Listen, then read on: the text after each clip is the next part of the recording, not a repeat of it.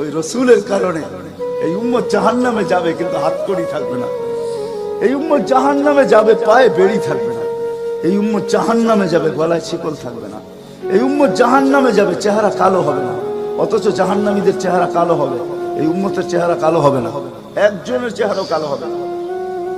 ফেরেশতা জিজ্ঞেস করবে, আল্লাহ চেহারা তো ঝকঝকে, গলায় নাই শিকল, পায়ে নাই বেড়ি, হাতে নাই হাতকড়ি, এটা আবার কি পাঠায় দিলেন? তো আল্লাহ জবাব দিবে, আমার বন্ধুর উম্মত, খবরদার। তো ফেরেশতা মালিক জিজ্ঞেস করবে, দারোগা হাতকড়ি নেই কেন? বলছে, যেই হাত উঁচুতে ব্যবহার হয় ওটা হাতে হাতকড়ি লাগে না। যেই পাও মসজিদের দিকে চলে ওই পায়ে বেড়ি লাগে না। যেই কপাল আমার কুদরতি পায়ে জীবনে একবারও আমাকে পাওয়ার জন্য ঠেকায়া দিছে, সেজদা করছে, ওই চেহারা কোনোদিন কালো হয় না, গলায় কোনোদিন চিকন লাগে না।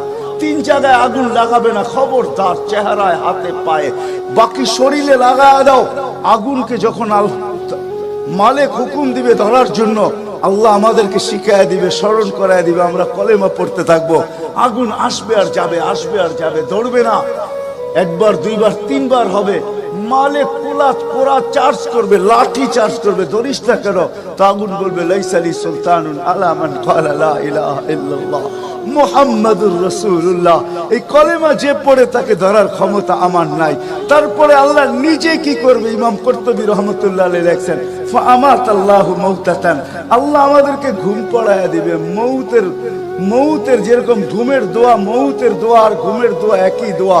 আমরা ঘুমের দোয়া পড়ি, আমুতু আহিয়া, আল্লাহ মরতে চললাম, কাল সকালে উঠাইলে উঠবো, না হলে আর কিয়ামতের আগে উঠবো না।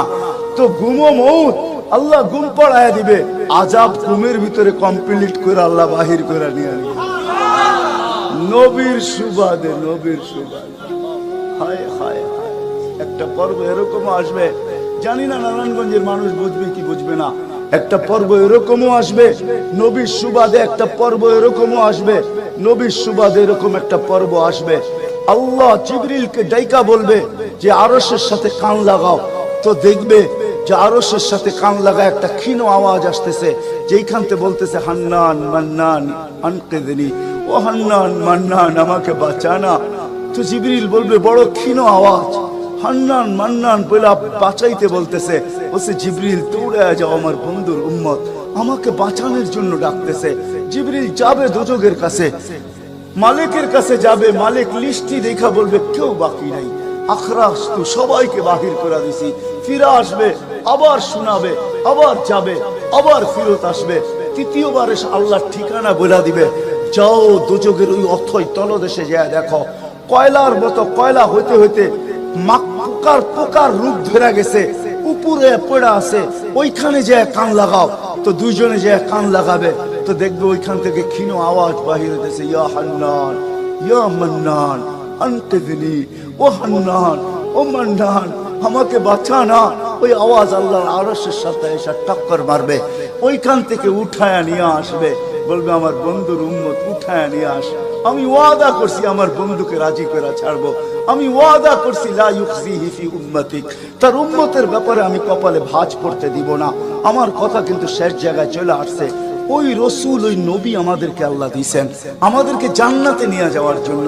মেরে দোস্ত, শুধু ওনার অস্তিত্ব না, উনি একটা আদর্শ নিয়ে আসছেন, উনি একটা ক্যারিয়ার নিয়ে আসছেন, উনি একটা জীবন নিয়ে আসছেন।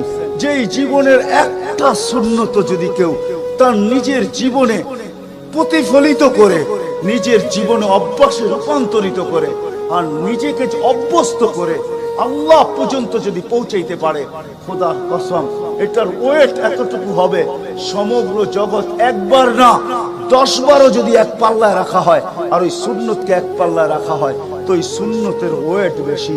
সমগ্র জগৎ এক না 100 কোটি বারও যদি হয়, তা সমগ্র ভান্ডারের সাথে যে দাম না হবে, যতটুকু দাম না হবে, আল্লাহ রসুলের এক সুন্নতের এর চেয়েও কোটি গুণ বেশি দাম।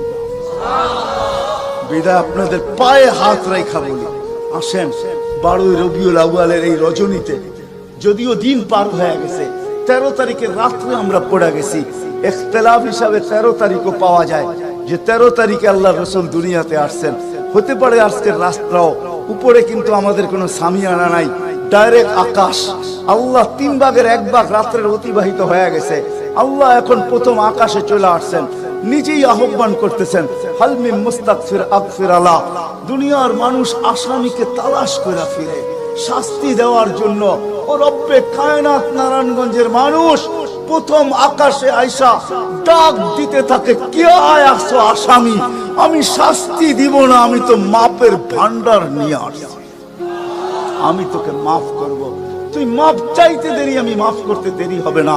গুনার পরিধি যুবকরা কতটুকু তোমাদের, তোমাদের গুনার পরিধি কেমন?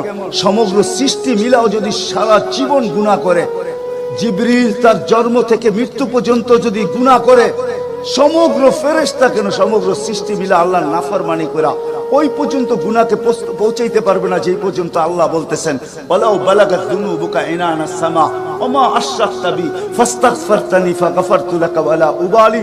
তোমাদের গুনাহ দিয়া যদি আমার আকাশের পরিধি পর্যন্ত ভেদ করে চলা যায়, একজনের গুনাহ, আমি তো বললাম সমগ্র সৃষ্টি মিলেও সম্ভব না, একজনের গুনাহ তো দূরের কথা, আমার আকাশের পরিধি ভেদ করে চলা যায়, তুমি মাপ চাইতে দেরি, আমি মাপ করতে দেরি। এই উম্মত তো মাপ চাইতেও হয় না, নবীর সুবাদে আল্লাহ এই উম্মতকে সুযোগ দিয়েছেন। তরজমা উলামায়ে কেরাম ভালো বুঝবে। আল্লাহ নিজেই বলে, এই উম্মত যখন চিৎকার দিয়া মাথায় হাত দিয়া বসা পড়ে আর চিৎকার যখন দেয়, হায় আমি বুঝি শেষ হয়ে গেলাম, ফালাম্মা তায়াক্কানতা বিল বাওয়ার ওয়া যানানতা আন্নাকা মিন আহলিন নার মানাহতু ইলাইকা রিদওয়ানি ওয়াল্লাইতু ইলাইকা গুফরানি কুলতু লাকা লা তাহজান গফারতু লাকা যুনুবা ওয়াল আওসার ওয়া লিআজলিকা সাম্মাইতু নাফসি আল আজিজুল গফফার।